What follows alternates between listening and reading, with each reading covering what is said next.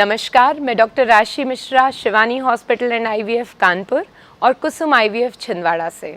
आज हम जिस बारे में बात करने वाले हैं, हम नॉर्मल डिलीवरी के बाद में मदर की केयर कैसे की जाए, इस टॉपिक को डिटेल में डिस्कस करने वाले हैं। लेडी जो पूरी फैमिली के लिए अपनी पूरे जीवन मेहनत करती रहती है और प्रेगनेंसी में भी काफ़ी सारी परेशानियों को झेलते हुए, डिलीवरी के दर्द झेलते हुए डिलीवर होती है। अब आज हम जो बात करने वाले हैं उस लेडी की केयर के बारे में। वो सारी घर भर के लोगों की केयर करती है, आज उसकी केयर कैसे की जाए जब उसे सही में केयर की ज़रूरत है, मतलब नॉर्मल डिलीवरी के बाद में उसकी केयर की डिस्कशन। नॉर्मल डिलीवरी के बाद लगभग 36 से 48 घंटे कोई ऐसा कॉम्प्लिकेशन ना हो तो पेशेंट हॉस्पिटल से डिस्चार्ज हो जाता है। हॉस्पिटल से डिस्चार्ज होने के बाद में बेसिकली पेशेंट को 2-3 चीज़ों के बारे में ध्यान रखना होता है। उनमें सबसे पहली चीज़ है जो स्टिचेस आते हैं उसको, यदि पहली डिलीवरी है तो उसमें मोस्टली पेशेंट को नीचे स्टिचेस आते हैं। दूसरी या तीसरी डिलीवरी में कभी कभी स्टिचेस नहीं आते हैं या 1-2 ही स्टिचेस आते हैं, तो इस स्टिच की केयर बहुत इम्पॉर्टेंट होती है। उस वुंड की केयर बहुत इंपॉर्टेंट होती है, उसमें कुछ इन्फेक्शन ना हो, उसमें स्वेलिंग ना आए, पेनफुल ना रहे। डिस्चार्ज के साथ में कुछ मेडिकेशन 7 दिन के लिए 10 दिन के लिए दिए जाते हैं एंटीबायोटिक के, वो पेशेंट को लेना है। उस वुंड केयर के लिए उसे घर में जैसे सुबह शाम डिटॉल या फिर बीटाडिन गुनगुने पानी में डाल के सिकाई करनी है 15-15 मिनट। इसके अलावा जैसे वो टब में भी बैठ के सिकाई कर सकती है, गुनगुने पानी के टब में बैठ गए और उसमें थोड़ा सा डिटॉल या बीटाडिन डाल लिया, या कॉटन को बॉईल करके थोड़ा गुनगुने पानी में सिकाई कर ली, उसको रख के इस तरीके से वो सेक कर सकती है। हॉट फोमेंटेशन, गर्म पानी से गीला फोमेंटेशन ऐसे वुंड्स के लिए ज़्यादा इफ़ेक्टिव होता है। और कुछ ऑइंटमेंट दिए जाते हैं, उसे अप्लाई करें सुबह शाम। ये तो हो गई वुंड केयर की। यदि कोई स्वेलिंग या पेन आपका पहले से बढ़ता है तो ज़रूर आपके डॉक्टर को जाके उस वुंड को दिखवाएं, भले ही 7 डेज़ के बाद में बुलाया, लेकिन यदि ऐसी कुछ दिक्कत होती है तो तुरंत कंसल्ट करें। ये हो गई वुंड केयर। इसके बाद में यदि नॉर्मल डिलीवरी हुई है तो सेकेंड चीज़ होती है बैठने की पोजीशन। पेशेंट को पालथी मार के नहीं बैठना चाहिए।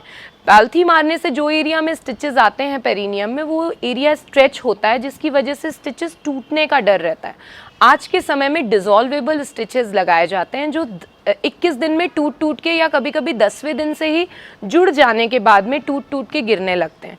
तो ये स्ट्रेच करके ना बैठें, पालथी मार के ना बैठें, जैसे चेयर में पीछे बैक अच्छे से सपोर्ट करके बैठें, पैर दोनों पास पास रखें ताकि वो स्टिचेस स्ट्रेच ना हो, और ऑइंटमेंट और हॉट फोमेंटेशन करें। ये हो गई बैठने की पोजीशन। इसके बाद में ये वुंड के लिए बैठने की पोजीशन। फिर तीसरी चीज़ आती है फीडिंग की पोजीशन। फीडिंग कराते समय एज अर्ली एज पॉसिबल हर लेडी को जितनी जल्दी हो सके पूरी तरह से ब्रेस्ट फीडिंग पे शिफ्ट हो जाना चाहिए। टॉप फीडिंग की ज़रूरत ना पड़े डिलीवरी के बाद में। नॉर्मल डिलीवरी के बाद में कोई कॉम्प्लिकेशन ना हुआ हो या ब्लीडिंग ज़्यादा ना हुई हो या पहले कुछ ऐसा कॉम्प्लिकेटेड केस ना हुआ हो तो डिलीवरी के बाद ही 2-3 घंटे बाद ही पेशेंट को खाना पीना सब अलाउ हो जाता है। तो पेशेंट फीडिंग भी अपनी फर्स्ट नॉर्मल डिलीवरी की पेशेंट शुरू करवा सकती है। तो फीडिंग की पोजीशन बहुत ज़रूरी है कि पेशेंट पैर पास रखे और बैक अपना स्ट्रेट रखे।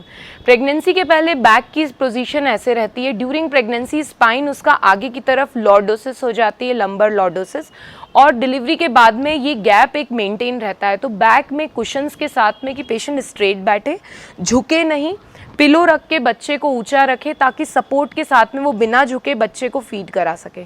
फीडिंग पिलोज भी आती हैं ताकि उसे झुकना ना पड़े बच्चे को लिटाने के लिए, वो सब आप इस्तेमाल कर सकते हैं।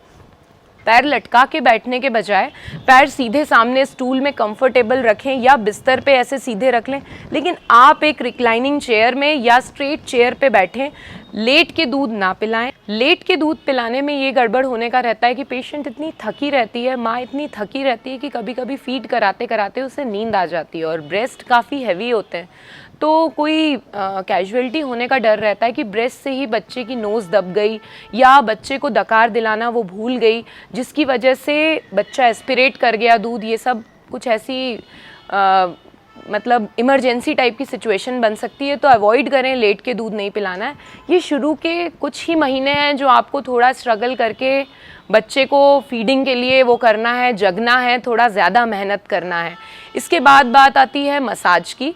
बहुत सारे लोगों का क्वेश्चन रहता है कि डिलीवरी के बाद हम मसाज कब से शुरू कर सकते हैं, कहाँ कहाँ की मसाज करा सकते हैं। तो इम्पॉर्टेंट बात है, नॉर्मल डिलीवरी के बाद तो आप 3-4 दिन बाद से ही मालिश शुरू करवा सकते हैं। मालिश आप जिससे कराना चाहें, आप क्रीम से कराना चाहें, ऑयल से कराना चाहें, जिस जैसा आपका रिचुअल हो उस हिसाब से आप कर सकते हैं। यदि ऑयल से कर रहे हैं तो ये ज़रूरी है कि आप 1-1.5 घंटे के बाद में बाथ ले लें, क्योंकि ऑयल से सब चीज़ें गंदगी चिपकी रहने की शरीर में डर रहता है। आप पूरे समय यदि तेल और ऑयल बॉडी में लगाए रखेंगे तो फंगल इन्फेक्शन होने का भी रिस्क रहता है। इसके अलावा मसाज जैसे जो करने की चीज़ है, पेट की मसाज अवॉइड करना चाहिए। बैक और हाथ पैर की मसाज आप रेगुलरली कर सकते हैं, सिर की मसाज कर सकते हैं। पेट के लिए मैं सजेस्ट करूँगी, जैसे आप चाहते हैं कि हमारा एब्डोमेन बैक टू नॉर्मल जितना बैक टू नॉर्मल आ सके वैसा आ जाए डिलीवरी के बाद में, तो उसके लिए ज़रूरी है कि आप थोड़ा मसल स्ट्रेंथनिंग एक्सरसाइज करें। वो आप 1 से 1.5 महीने बाद कर सकते हैं, 45 to 60 डेज़ के बाद में। उसके लिए ज़रूरी है, एक चीज़ समझना बहुत ज़रूरी है, जिस पेट को 9 महीने में इतना बड़ा होने में टाइम लगा है, उसको वापस नॉर्मल आने में 1 साल लगेगा। तो आप 1.5 महीने से 1 साल तक अब्डोमिनल स्ट्रेंथनिंग एक्सरसाइजेस को थोड़ा सा ज़्यादा इम्पोर्टेंस दें, ताकि धीरे धीरे करके टोन रीगेन करें। और खाने पीने की बात पे आएंगे तो देखिए, लड्डू और ये जो सितौहरा और ये सारी चीज़ें बनती हैं, ये बहुत अच्छी होती हैं, अनलेस आपके डॉक्टर ने कुछ मना किया हो कि ऑयल घी बिल्कुल नहीं लेना है, मेवे अवॉइड करना है। कभी कभी प्रेगनेंसी के साथ गॉल स्टोन होते हैं, प्रेगनेंसी के साथ में स्लज मिलता है गॉल ब्लैडर में, या लिवर की प्रॉब्लम होती है। ऐसे पेशेंट्स को हम ऑयल घी और ये मेवे अवॉइड भी करने को बोलते हैं। बाकी जब यदि आपके डॉक्टर ने कुछ मना नहीं किया है तो आप ये सारी चीज़ें 3-4 दिन बाद से ले सकते हैं। अजवाइन का पानी बहुत अच्छा है। ये सब नेचुरल अपनी होममेड चीज़ें हैं, इनमें सब रिच चीज़ें हैं, आयरन, कैल्शियम, जो आपको बैक टू नॉर्मल लाने में और स्ट्रेंथ बढ़ाने में मदद करेगा। कुछ खाने में चीज़ें जैसे पपाया डेली लेना चाहिए। कॉन्स्टिपेशन नहीं होना चाहिए, क्योंकि कॉन्स्टिपेशन में आप नीचे प्रेशर लगाएंगे और हमारे वुंड पे स्ट्रेच पड़ता है।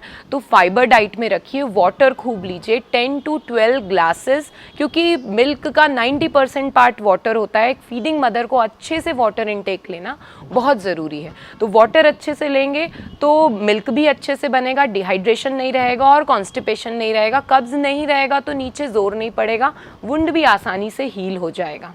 एक चीज़ और, जिससे बच्चे की केयर के बारे में बात करेंगे, तो बच्चे के कॉर्ड में आप कुछ और ना डालें, ऑयल, कुछ लोग राख और पता नहीं क्या क्या चीज़ें लगाने का बताते हैं, घर के मतलब नेचुरोपैथी, आप उसमें कुछ नहीं डालें। सुबह शाम उसको स्पिरिट से साफ़ करें और न्यूज़पोरिन पाउडर डालें, ताकि वो जल्दी ड्राई अप होके गिर जाए। उसको खींच के या काटने का कोई काम नहीं करना है, वो अपने आप, कुछ बच्चों में 7 डेज़ में, कुछ बच्चों में 15 डेज़ तक भी गिरने में लग जाते हैं, तो कुछ एबनॉर्मल नहीं है।